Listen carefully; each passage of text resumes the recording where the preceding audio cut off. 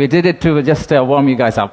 So, good morning everyone. Let's compete with Lutfy Bhai one more time. Good morning everyone. গতকাল রাজধানীতে অনুষ্ঠিত বিনিয়োগ সম্মেলনে বাংলাদেশ বিনিয়োগ উন্নয়ন কর্তৃপক্ষ বিডা নির্বাহী চেয়ারম্যান আশিক চৌধুরীর উপস্থাপিত প্রেজেন্টেশন দেশজুড়ে ব্যাপক সাড়া ফেলেছে।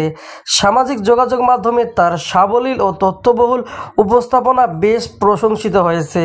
সম্মেলনে আশিক চৌধুরী বাংলাদেশের সম্ভাবনাময় খাতগুলোর উপর আলোকপাত করেন এবং বিনিয়োগের সুবিধাসমূহ তুলে ধরেন।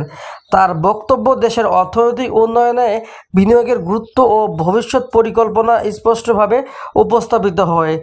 সামাজিক মাধ্যমে অনেকেই তার এই উপস্থাপনার প্রশংসা করেছেন এবং তাকে দেশের চিফ মার্কেটিং অফিসার হিসেবে অভিহিত করেছেন।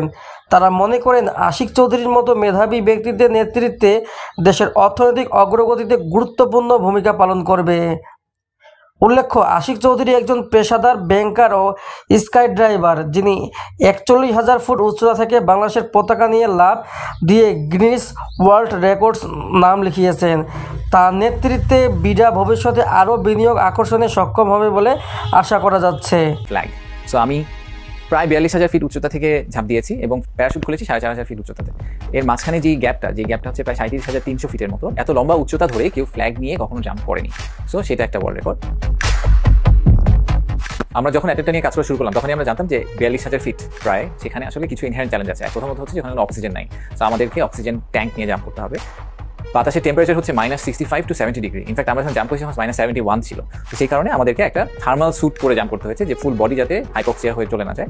এবং মোর ইম্পর্টেন্টলি একটা বড় ইস্যু থাকে যে অত হাইটে জাম্প করলে যদি আপনার বডি পিওর অক্সিজেনে না থাকে তাহলে আসলে আপনার হার্ট এবং ইন্টারনাল অর্গানগুলো ফাংশন করতে পারে না। তো আমাদেরকে প্লেনের মধ্যে প্লেন টেক অফ করার আগে প্রায় ১ ঘন্টা বসে রাখা হয়েছিল পিওর অক্সিজেন দিয়ে, যাতে নাইট্রোজেনগুলো বের হয়ে যায়। খুব এক্সাইটেড ছিলাম, একই সাথে একটু নার্ভাস অবভিয়াসলি, যে বোঝার জন্য যে আসলে আমার বডি ওখানে গিয়ে কীভাবে রিয়াক্ট করবে। তো জাম্প করার সাথে সাথে এটাও রিয়েলাইজ করলাম যে আগের ৫০টা জাম্পের মতো এই জাম্পটা হবে না। তার একটা বড় কারণ হচ্ছে যে আমাদের ইভেন প্র্যাকটিস জাম্পটাও আগের দিন আমরা যেটা করেছিলাম ফুল অক্সিজেন নিয়ে, থার্মাল নিয়ে, বাংলাদেশের পতাকা নিয়ে, সেটা ছিল হচ্ছে ১৬,০০০ ফিট থেকে। তো ১৬,০০০ ফিটেও আসলে যথেষ্ট বাতাস আছে, এই কারণে বাতাস কেটে অ্যারোডাইনামিকটা ম্যানেজ করা সম্ভব। বাট ৪২,০০০ ফিট উচ্চতায় আসলে কোনোই বাতাস নাই।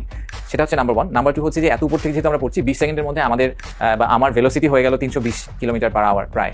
তো তাতে যেটা হলো যে এই ফ্ল্যাগটার জন্যই আসলে জাম্পটা করা, সেই ফ্ল্যাগটা আসলে পুরা প্রসেসটাকে খুবই ডিফিকাল্ট করে ফেললো। এই ফ্ল্যাগটা নিয়ে আমি জাম্প করি নাই, আমরা ৩টা ফ্ল্যাগ বানিয়েছিলাম এক্স্যাক্টলি সেম ডিজাইনে। প্র্যাকটিস জাম্পে একটা ফ্ল্যাগ হারিয়ে গেছে, জাম্প শেষে ফ্ল্যাগটাকে ছেড়ে দিতে হয় প্যারাশুট খোলার আগে।